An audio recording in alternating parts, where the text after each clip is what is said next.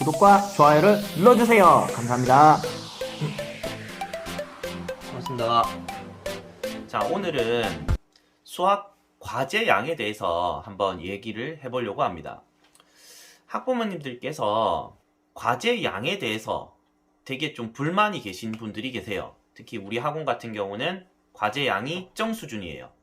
그러니까 잘하는 학생들은 약간 더 나가고 중간 학생은 중간으로 나가고 못하는 학생은 되게 작게 내요.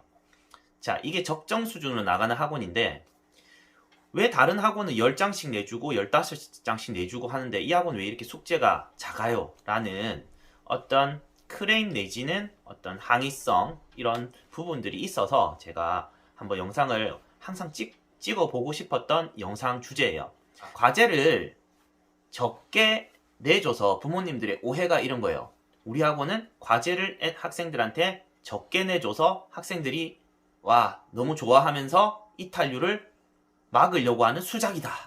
이건 정말 어이가 없는 생각이시고 이런 사고를 가진 원장님은 아마 대한민국에서 1%, 2%밖에 안 될 거예요. 뭐 애들이 과제를 작게 내준다고 해서 이 학원 오래 다닌다? 이건 정말 초등학교 같은 발상이죠.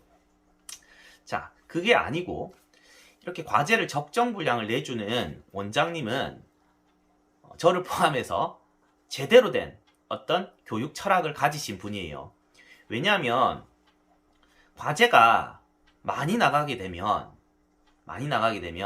학생들에게 어떤 악영향이 많아요. 예를 들어서 과제가 정말 많죠. 자기가 어떤 해낼 수 있는 분량보다 너무 많은 양이 나가요. 초등학생 때도 그렇고 중학생 때도 그렇고 그런 학원을 다니게 되면 나쁜 습관이 듭니다. 이런 문의들 많이 하시거든요. 우리 아이는 문제를 잘 안 읽어요. 걔가 태어나면서부터 문제를 잘 안 읽는 습성으로 태어났을까요? 그게 아니죠. 과제를 너무 많이 내주니까 애가 문제를 읽을 시간이 없어요. 그냥 빨리빨리 풀어야 되니까. 문제를 그래서 안 읽는 습관이 든 거예요. 첫째, 문제를 안 읽는 습관이 들었어요. 나쁜 습관. 그리고 두 번째, 우리 아이는 계산 실수가 많아요. 얘가 맨날 계산 실수를 왜 할까요? 문제를 빨리 풀어야 되니까요. 과제가 너무 많아요. 그러면 계산을 빨리 풀어야 돼요. 그리고 안 쓰면서 풀게 돼요. 머릿속으로 대충 해서 계산하게 되고 우리 아이는 안 쓰면서 풀어요. 내지는 우리 아이는 계산 실수가 많아요. 이런 것들이 다 과제를 너무 많이 내주는 학원에 보내서 생긴 나쁜 습관들이에요. 그래서 계산 실수도 많이 하게 되고 쓰지도 않게 되고 초등학교 때부터 쓰지 않는 습관이 자꾸 들게 됩니다. 그리고 세 번째로 우리 아이는 별표만 치고 넘어가요. 어려운 문제가 나오면 별표만 치고 넘어가요. 이런 학생들 많죠. 왜 별표를 칠까요? 과제를 하는데 지금 이걸 읽어보고 생각할 시간이 없어요. 왜냐하면 빨리 별표를 치고 문장제 같은 긴 문제는 빨리 별표를 치고 그 다음 짧은 문제를 빨리 위주로 풀어서 과제를 다 해야 되니까요. 과제를 다 안 하게 되면 학부모님한테 전화가 가죠. 혼나죠. 학생은 엄마한테 혼나죠. 너 왜 과제 안 했어? 근데 별표 치고 손쉽게 넘어가면 일단 과제는 다 한 거죠. 그렇죠? 그런데 애 실력 향상에는 전혀 도움이 안 되죠. 나쁜 습관만 듭니다. 별표만 쳤기 때문에 이 문제를 한 문제를 자꾸 고민할 시간이 없어요. 선생님, 왜 문제를 자꾸 고민을 해야 되나요? 이거는 정말 깊이 있게 생각을 해보셔야 될 게 우리는 고3 때까지를 내다보고 수학 공부를 하는 겁니다. 고3 때 가면 수학, 수리 영역, 수학 영역에 100분을 주는데요. 그 중에서 우리는 쉬운 문항을 50분 내지 40분 안에 그냥 다 풀어버려야 돼요. 다 풀어버려요. 100분 중에서 40분 내지 50분, 길어도 50분 내에 쉬운 문항들은 그 쉬운 문항을 말씀드리는 게 총 30문항 중에서 한 24문제 정도까지는 다 풀어버려야 돼요. 아주 빠른 속도로 다 풀리게 돼 있어요. 그리고 문제들이 쉽기 때문에. 그리고 나머지 킬러 문항 내지는 중킬러 문항에 대해서 그걸 잡고 고민해서 그 자리에서 풀어내야 돼요. 처음 보는 문제예요.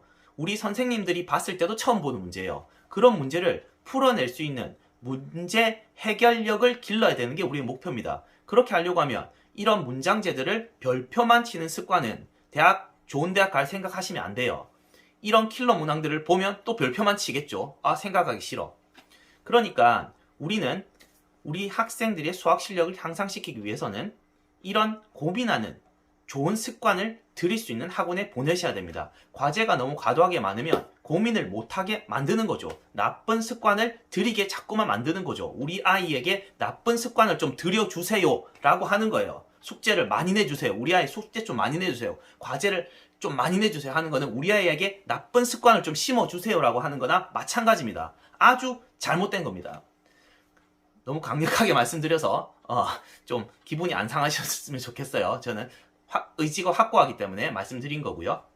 그리고 속담 중에 이런 속담이 있죠. 우리 아이에게 물고기를 잡아다 주지 말고 물고기를 잡는 법을 가르쳐라 라는 속담을 들어보셨을 거예요. 물고기를 잡는 법을 가르쳐야 된다는 거는 다 아시죠? 물고기를 갖다가 주면 얘는 나중에 부모님 돌아가시고 나면 물고기를 가져다 줄 사람이 없기 때문에 물고기를 잡는 법을 모르기 때문에 그냥 굶어 죽는 거예요. 그죠? 이 속담의 취지는 아실 거예요. 그러면 이 속담을 우리 공부에 한번 수학 공부에 한번 접목을 시켜볼게요. 우리 학부모님들께서 수학 과제를 많이 내주세요 라고 말씀을 하시죠. 그거는 물고기를 그냥 많이 잡아다 주세요 하는 거 똑같아요. 그냥 선생님 과제를 하는 게 공부하는 거 아닌가요? 라고 말씀을 하실 수도 있겠지만 과제하는 거는 공부하는 게 아니에요. 그냥 최소한의 분량의 어떤 드릴 연습을 하는 거거든요. 그게 공부가 아니에요. 수학 공부는.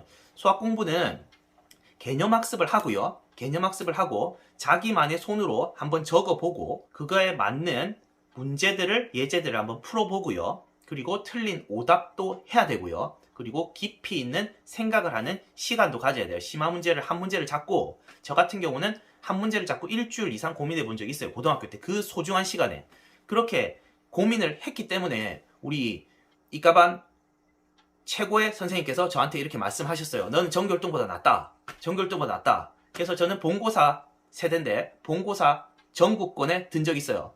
그래서 이런 고민한 습관들을 계속 들여 나간다면 학생이 발전이 이루어집니다. 그래서 제가 지금 말이 약간 샜는데 과제를 무조건 많이 내주세요 라고 하는 것은 우리 아이에게 그냥 단순하게 물고기를 많이 가져다 주세요 하는 것 똑같아요.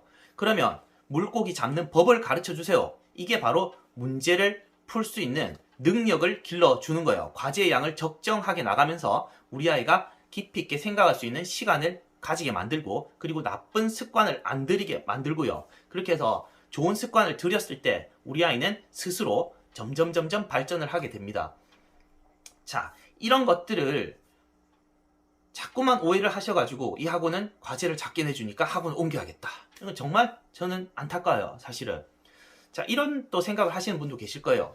우리 아이는 그러면 과제를 작게 내주면 어차피 공부 안 하고 과제를 많이 내줘야 숙제라도 많이 하니까 그거 좋은 거 아닌가요?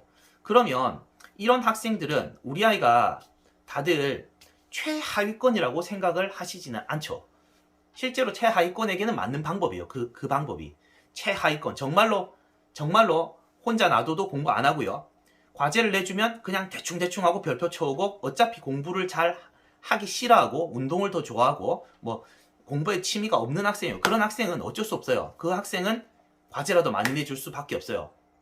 그런데 그 10% 정도의 학생들을 제외하고 나머지 우리 아이들은 발전할 수 있는 가능성이 있어요. 그래서 일단 좋은 습관부터 들여줘야 됩니다. 좋은 습관을 들이기 위해서는 과제 양이 일단은 줄여야 됩니다. 과제 양을 너무 밀고 가면 이 학생은 나쁜 습관만 들고요. 결국 수학의 어떤 끝을 보지 못합니다. 이 대한민국에 있는 학원들은 대체로 학생의 수학적 능력을 향상시키려는 목적을 가지고 있는 학원보다는 오히려 우리 아이가 공부를 하는 것처럼 학부모에게 보이려고만 노력하는 학원이 많다는 사실을 일단 깊이 있게 한번 생각해 보시기 바랍니다.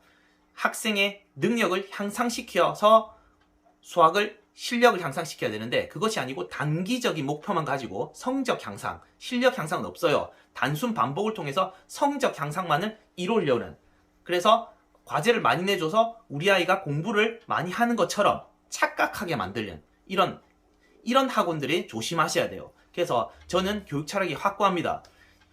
무조건 수학적 문제 해결력을 완성시켜야지 그리고 그렇게 완성시킨 후에 고등 진학을 하셔야지 수학 1, 2등급 받습니다. 오늘 영상 여기까지 하겠습니다. 감사합니다.